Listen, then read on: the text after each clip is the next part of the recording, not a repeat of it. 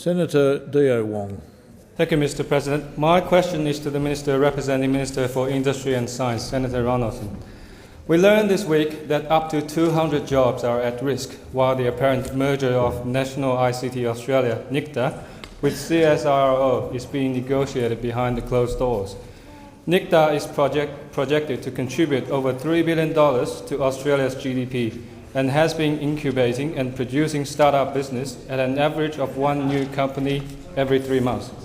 Minister, are we going to discover that this so-called merger is a backdoor for cost-cutting?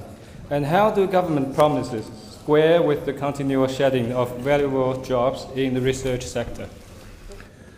The Minister for Veterans Affairs, representing the Minister for Industry and Science, Senator Ronaldson. Thank you, Mr. President, and can I thank the Honourable Senator for his question. I understand that the CSIRO board agreed to this proposed merger at its meeting on the 30th of April. The NICTA board has agreed to it in principle, and that CSIRO anticipates that NICTA members will be asked to agree to changes required to its board and to the NICTA constitution. Now, the two organisations have begun working together on some projects.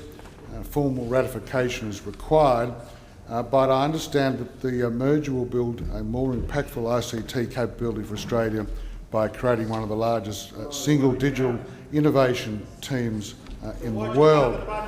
In relation to the staff, I have a note here from the Minister that it will create one of the world's largest cohorts of highly qualified ICT staff, and the collective skill of this team will use to keep Australia on the leading edge in science and innovation.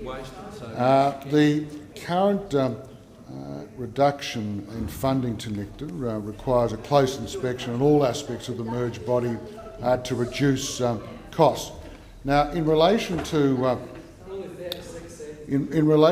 the recent Senate estimates hearing, which I think you might be referring to in relation to the 200 job losses, it may be an impact across both organisations, but I'm confident CSIRO will do its utmost to increase external revenue to minimise this.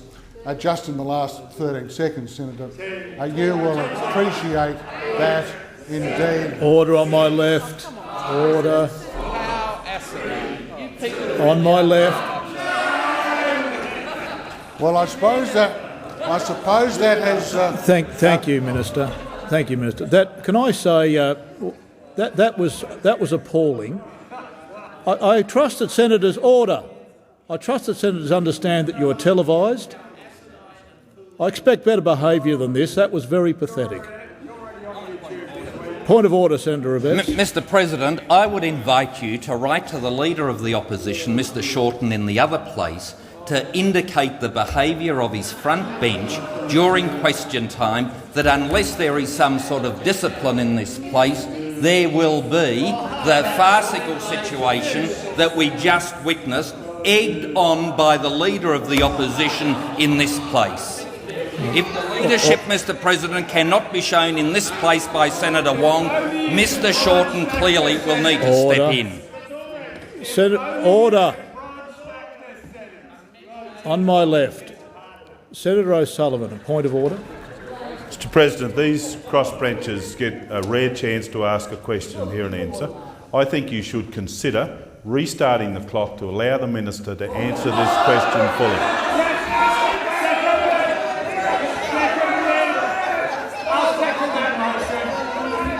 Order. On my left.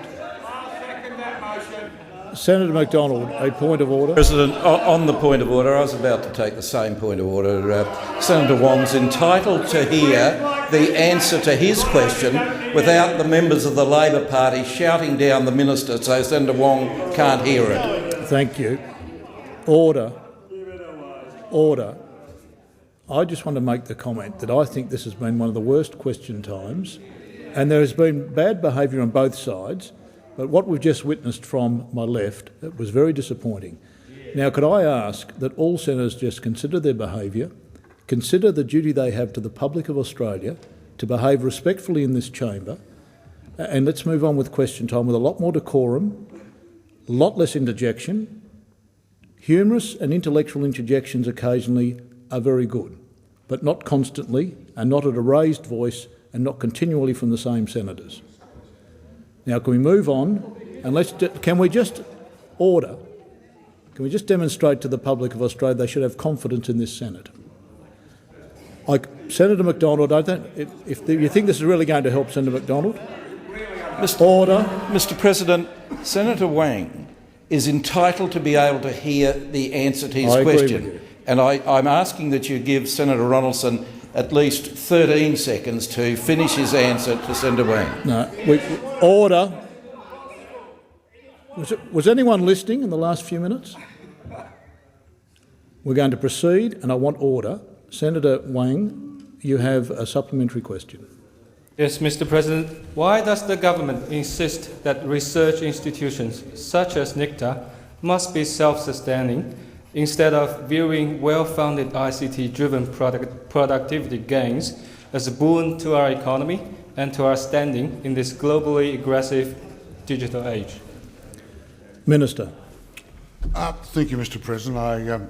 I do thank Senator Wang for his question. Before that rather extraordinary event, just before the end of my last question, I was going to say to you that CSIRO is, of course, an independent body. They will make decisions about how they think the organisation can best go forward.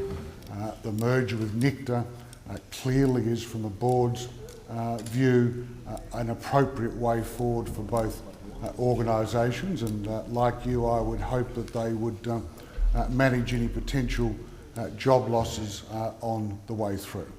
In relation to your broader question, the relationship between...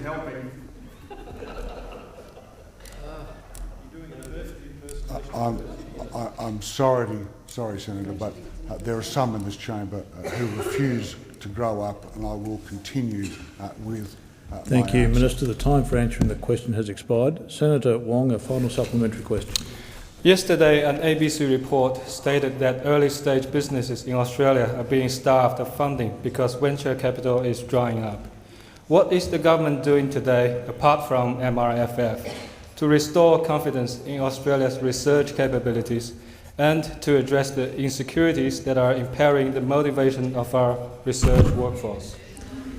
Minister. Thank you very much, Mr. President. And can I say to Senator Wang that the relationship between science, scientific organisations, the business community, the education institutions is the only way that this nation will advance.